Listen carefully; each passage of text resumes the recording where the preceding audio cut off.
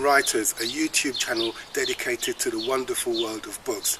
Over the coming months, we're going to be talking to a group of writers, readers, publishers, and we may even uncover the occasional critic to give us their views on what's good and bad in the world of books. Now, a famous man called Marcus Cicero said that a room without books was a bit like a body without a soul. Now, if you know what that means, and if it means something to you, the next 10 minutes is really going to make you happy. We're going to be talking to Jennifer Fletcher, one of the founding members of Readers and Writers, a book club in the Limousin that brings together a group of people who once a month get together, have a cup of tea and talk about, yep, you guessed, books. But before we start, if you do enjoy reading about books, and if you want to find out about new authors and new literature that's becoming available right now, subscribe to our channel, like and comment. And guess what? Once a month, we're going to be giving away a free book randomly to one of our subscribers, just as our way of saying thank you so much for being one of our supporters. And this month's first free book is going to be The Strangler by the amazing William Landy. Now, if you've ever heard of the Boston Strangler of the 1960s and you want to know what it was like living under that reign of terror, well, this book is a terrifying read. I've actually started it myself, but I can only read it with the lights on because it's that scary. We'll get back to it later on after the end of the show. Let's say hello to our first guest, Jennifer Fletcher, one of the founding members of Readers and Writers Limousin, a book club dedicated to book lovers living in the Limousin region of France. Jennifer, it's good to have you here. Thanks for joining us. Oh, thank you. What do you think of the introduction? Very professional, wasn't it? Oh, yes, extremely. Yes, I think so. Extremely good. I try my best, really. I really do. You're one of the founding members of the Readers and Writers Club in the Limousin region. Yeah.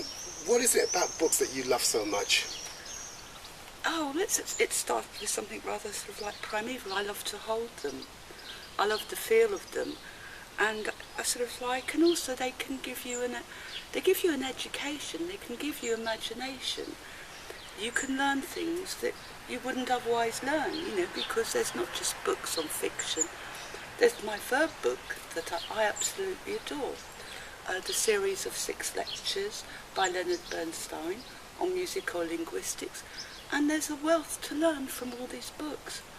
And it's sort of like a book is like painting a picture with words, as far as I can see. I like it, very poetic, painting a picture with words. Well, it does, I think. It describes it.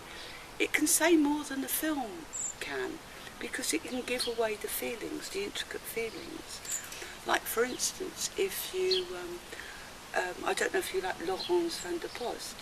I don't know, but I suspect you're going to tell us all about him or her? Him. Okay. Yes, and he sort of like, the Seed and the Sower is a series of short stories. But within that book, he manages to recreate the really complex feelings that humans do have. Sometimes it's long-winded, but you have to read it in order to understand the characters that are in the book. What genre of books really piques your interest? Genre, I suppose it's a difficult one because I love a lot of books, but I seem to be drawn to mysteries or spy thrillers. But on the other hand, I will really like the unbearable lightness of being. So there's lots of little genres that I'm interested in, but that one at the moment seems the one that I'm interested in, and I seem to enjoy it. And then I'll change again. Like your habits change in your reading, and you want to learn different things. It's I just go by what I feel. That's the amazing thing about books, isn't it? That you're being entertained, but you're also being informed at the same time, aren't you? Yes, you are, and I really like that. It's like there was a book I read one time, Sophie's World, by Jostein Gardner. I'm not sure if I've got the pronunciation correct, but please pardon me. But there I learned about philosophy, and I just thought, learning about all the different philosophers.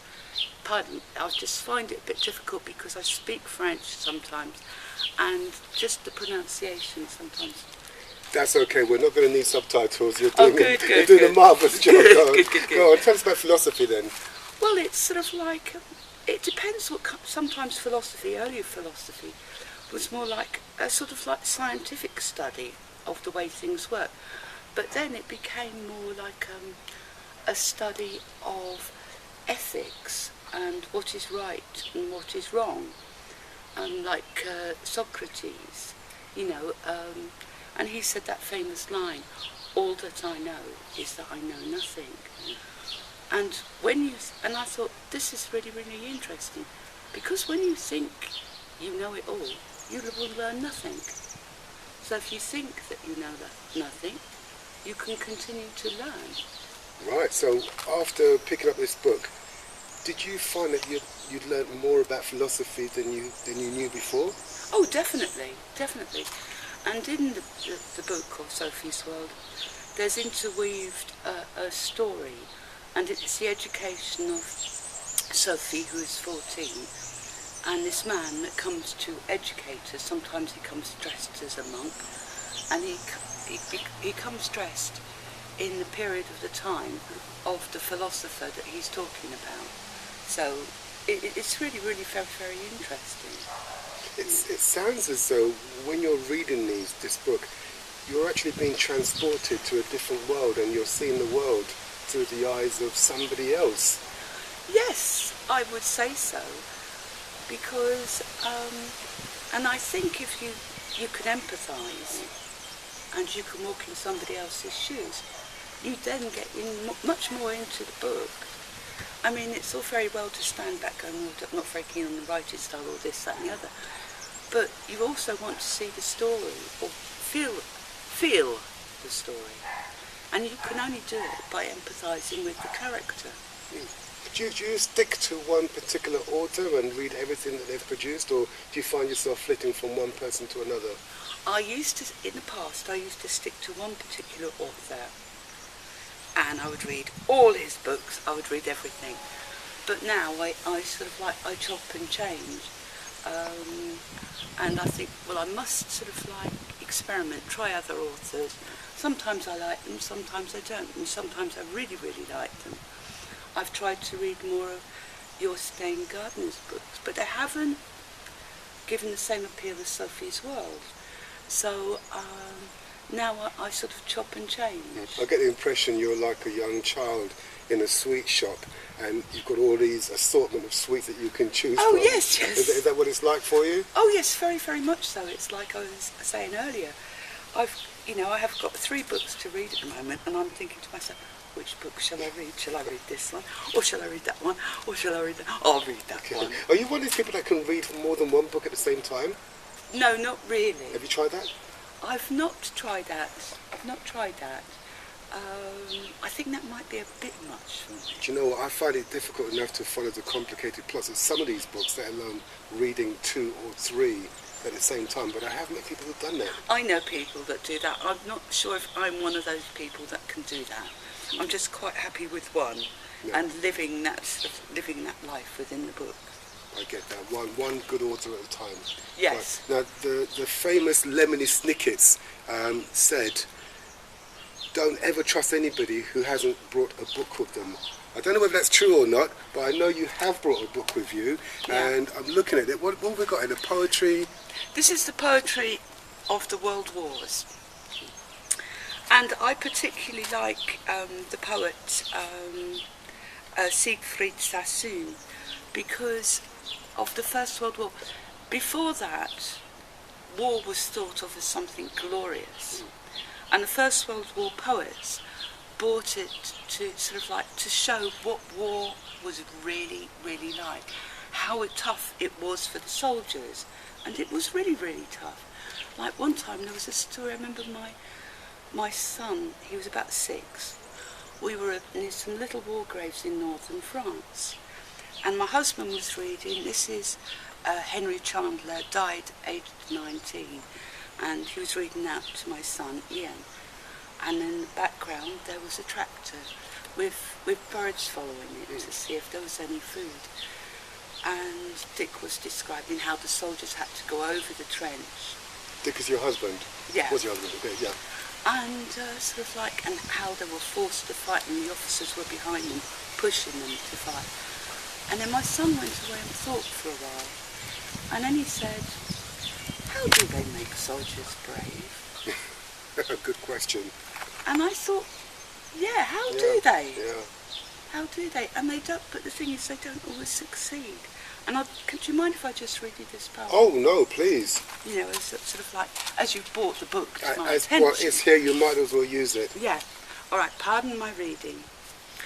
I knew a simple soldier boy who grinned at life in empty joy, slept soundly through the lonesome dark, and whistled early with the lark. In winter trench, coward and glum, with crumps and lice and lack of rum, he put a bullet through his brain, and no one spoke of him again. You smug-faced crowds with kindling eye, who cheer when soldier lads march by, you sneak home and pray you'll never know the hell where youth and laughter go. Wow, that's heavy. That's really deep, isn't Yeah, it? I know, but it really shows what it must have been like to be in the trenches, you know, and on the outside, like before that, oh, war is glorious. Yeah. But the realities of it are really, you know, awful. Just think what those soldiers had gone through. I think part of the problem is that because there's so much time that goes in between wars, people who'd experienced the war tend to die off, so that all we have left are just the memories of some glorious campaign. Yeah. We don't actually see it in human terms anymore. No, we don't. We don't. I think it's almost because we've got computer games, and you can have like bloody computer games in blood here, and it means nothing. It means absolutely nothing, because they're not feeling it in reality. And this is what the book, that poem, sort of like, it makes you feel, oh God, it makes you feel disgusted and uneasy, doesn't it? It's sort of like, and sometimes we have to feel these things to understand what these soldiers were going through. In other words, empathy, walking in other people's shoes. And that's what a book helps you to do better than any other medium. Yes, I would say so. Fantastic. Jen, we could sit here and talk for hours and hours, but I know that you organise the readers and writers in the Limousin region. What is it about meeting other writers and getting together that you find so enjoyable? I won the kind of books that they read, you know, and I find it interesting, and sort of like, and then you get interested, and oh, that sounds interesting, I like to read that. And also other people's points of view about the same book, you know, that can vary enormously. And I just think that's absolutely great, because I'm thinking to myself, perhaps I should look at it from another angle as well. Fantastic. You know, I think it's keeping an open mind on things. Well, with so many books to choose from, it's often difficult to decide which one is worth your time and effort. And that's why I thought, before Jen leaves, I wanted to ask her a question. Just before you go, do you have a book that you would recommend to your family, friends and servants this month? Yes, I do. I would recommend The Sunday Philosophy Club by Alexander McCall Smith. And it's a book of, it's sort of like whodunit. A man falls from the gods in a theatre and dies. And Isabel Dalhousie, who is the main character in the book, wonders why this has happened. But at the same time, she's an editor of a magazine of applied ethics. So it's her philosophical and ethical way of solving what has happened to this man. This sounds pretty heavy. Is it hard going? Because it sounds No, like... no, it's not heavy. Are you sure? It's positive. No, it's a lovely read. But she also questions herself and her motives about why she's doing these things. But at the same time, she finds that relative, you know, the information that she needs to know. Fantastic. You know, so I would say yes, give it a read, and I think it's a good read for anybody. The Sunday Philosophy Club by Alexander McCall Smith. Well, there you have it. Alexander McCall Smith, the Sunday Philosophy Club. That's our recommendation for this month. Now, if you enjoy books and you enjoy reading and you enjoy finding out about what's going on in the world of literature, you've got to come back next month because we've got some amazing guests lined up just for you, right here at Readers and Writers, our YouTube channel that's going to change the world of literature one book at a time. See you soon.